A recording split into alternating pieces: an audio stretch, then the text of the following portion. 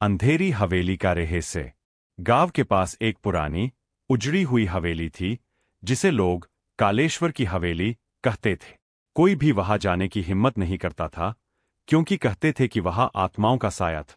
सालों पहले वहां एक अमीर जमींदार रघुनाथ सिंह अपनी पत्नी और बेटी के साथ रहता था, लेकिन एक रात पूरी हवेली खून से लाल हो गई थी। उसके बाद से वहां अजीब चीखें और परछाइयां दिखने लगी। गांव के 3 लड़के अजय, रवि और मनीष, जिन्हें भूत प्रेतों पर विश्वास नहीं था, उन्होंने शर्त लगाई कि वे आधी रात को हवेली में जाकर लौटेंगे।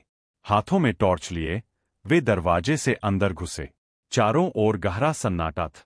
पुराने फर्नीचर पर धूल जमी थी और दीवारों पर खून के धब्बे साफ दिख रहे थे। अचानक हवेली के अंदर किसी के चलने की आवाज आई, खट ख खट।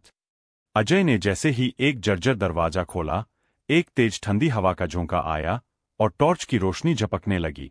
अंदर एक पुराना झूला था जो अपने आप हिल रहा था। तभी अचानक झूले पर बैठी एक लड़की की परछाई दिखी। उसके बाल लंबे और बिखरे हुए थे, आंखें कोयले जैसी काली और चमकदार थी। तुम यहां क्यों आए हो? एक कर्कश, डरावनी आवाज गूंजी। रवि ने डरते डरते पीछे मुड़कर देखा तो वहां सफेद लिबास में एक औरत खड़ी थी। उसकी आंखों से खून के आंसू बह रहे थे। तभी अचानक दरवाजा जोर से बंद हो गया और हवा में चीखें गूंजने लगी। बचाओ! मनीष जोर से चिल्लाया, लेकिन उसकी आवाज घुटकर टॉर्च बुझ गई और चारों तरफ अंधेरा छा गए। तभी किसी ने अजय की गर्दन पर हाथ रखा, ठंडा, बर्फ जैसा हाथ। अजय की आंखें सफेद होने लगीं, उसका शरीर कांपने लगा। तुम लोग यहां नहीं बचोगे, वह भयानक औरत जोर से चिल्लाई और तीनों लड़कों ने एक तेज हवा के झोंके में खुद को जमीन पर गिरता पाए। सुबह गांव वालों को हवेली के दरवाजे पर रवि और मनीष बेसुध पड़े मिले, लेकिन अजय गायब था। जब लोग अंदर गए तो हवेली की दीवार पर ताजा खून से लिखा था, अजय अब मेरा है।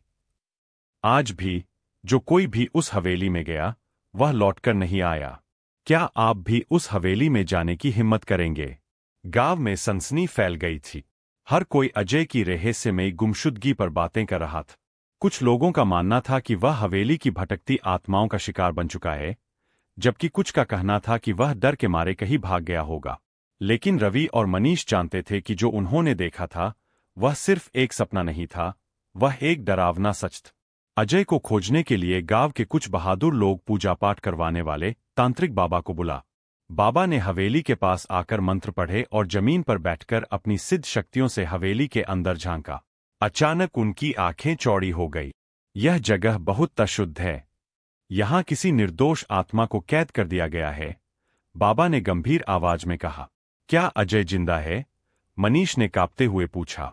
बाबा ने गहरी सांस ली और अपनी माला को जोर से पकड़ लिया। वह जिंदा तो है, पर बहुत तकलीफ में है। उस रात गांव के कुछ नौजवान, बाबा और रविमनीश, हाथों में दीपक और हवन सामग्री लेकर हवेली के अंदर घुसे। हवेली और भी ज्यादा भयानक लग रही थी। जैसे ही वे अंदर गए, हवेली के दरवाजे खुद ब खुद बंद हो गए। तभी अचानक हवा में अजय की दर्द भरी चीखें गूंज उठीं। बचाओ! मुझे बचाओ! सबकी रूह कांप गई। बाबा ने मंत्र पढ़ने शुरू किए और कहा, जो भी आत्मा यहां बंधी है, सामने आओ। अचानक एक भयानक झोंका आया और दीवार पर खून से बने निशान उभरने लगे।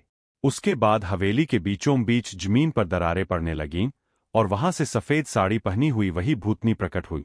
उसकी आंखों से खून बह रहा था और वह जोर जोर से हंस रही थी।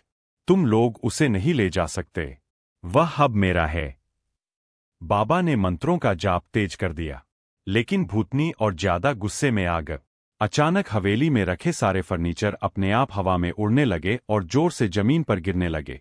रवि और मनीष हिम्मत जुटाकर सीढ़ियों की ओर भागे, क्योंकि अजय की आवाज ऊपर से आ रही थी। जैसे ही वे ऊपर पहुंचे, उन्होंने देखा अजय जमीन पर पड़ा हुआ था। उसकी आंखें सफेद हो चुकी थीं और उसका शरीर बेजान सा लग रहा था। अजय, उठ भाई! रवि ने उसे झकझोर दिया, लेकिन अजय की गर्दन धीरे धीरे मुड़ने लगी और उसकी आवाज भूत जैसी हो गई। अजय नहीं हूं, वह अब हमारे साथ है। मनीष के रोंगटे खड़े हो गए। अचानक अजय हवा में उठने लगा और दीवार पर जा चिपका। उसकी आंखों से आंसू नहीं बल्कि काले रंग की बूंदें टपक रही थी। बाबा ने जोर से एक मुट्ठी भभूत हवा में फेंकी और मंत्र पढ़ने लगे। ओम काली महाकालाय नमः। भूतनी ने जोर से चीख मारी और पूरा घर हिलने लगा। लेकिन बाबा ने मंत्र जारी रखा और एक लोहे की ताबीज अजय के माथे पर रख दी। अजय ने जोर से चीख मारी और उसका शरीर कांपने लगा। धीरे धीरे उसकी आंखों की सफेदी गायब हुई और वह जमीन पर गिर पड़ा। जैसे ही बाबा ने आखिरी मंत्र पूरा किया, हवेली की दीवारें दरकने लगीं और वहां से भयानक चीखें आने लगी।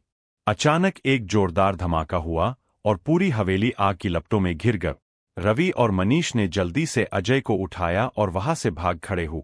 जैसे ही वे हवेली से बाहर निकले, हवेली का दरवाजा अपने आप बंद हो गया और फिर हमेशा के लिए धूल में मिल गए। अजय धीरे धीरे होश में आए। उसने कांपते हुए पूछा, मैं बच गया? बाबा ने उसकी पीठ थपथपाई और कहा, पर तुम्हें बहुत कुछ पीछे छोड़कर आना पड़ा। क्या मतलब? रवि ने पूछा। बाबा ने हवेली की राख की ओर इशारा किया। सबने देखा, वहां अजय की परछाई खड़ी थी, लेकिन उसका चेहरा नहीं दिख रहा था। तभी अचानक उस परछाई की आंखें लाल हो गईं और हवेली से एक आखिरी चीख निकली। अभी खेल खत्म नहीं हुआ। अंत या एक नई शुरुआत। अगर आपको यह कहानी पसंद आई और आप चाहते हैं कि इसकी अगली कड़ी लिखी जाए, तो मुझे बताइए।